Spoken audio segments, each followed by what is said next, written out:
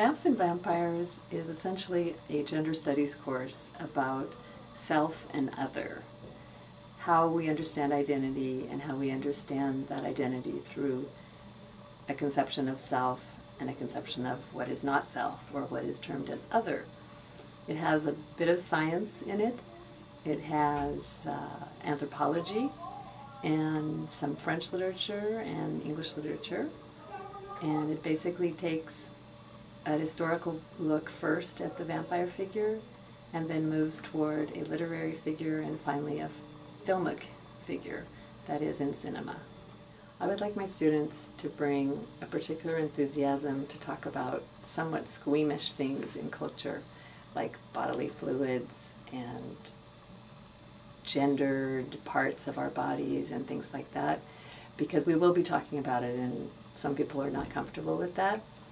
I'd also like them to have read Frankenstein, and if they didn't think Frankenstein was one of the most wonderful books ever written, I think they should change sections. Just kidding.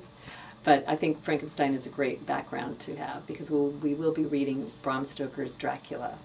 And Dracula is not as wonderful as Frankenstein, but it's still a really interesting, big, long novel written in 1897, and so much later than Frankenstein. I'd like them to bring a particular enthusiasm to write. My favorite courses to teach in my entire career are writing courses, so-called writing courses. I think it's so exciting to be able to talk with students in my own first language of English and not have them be in front of a barrier as sometimes they are in my French classes. So I'd like a particular enthusiasm to write, to think, to work hard, and to bring personal experience into it. It's a family of vampires that we become. It's very special. First of all, I hope they don't walk away, but I hope they dance away. It's our tradition to have a Michael Jackson end of semester dance together, and I encourage everyone to dress up for this. And everybody assured me that people knew the Michael Jackson dance from Thriller.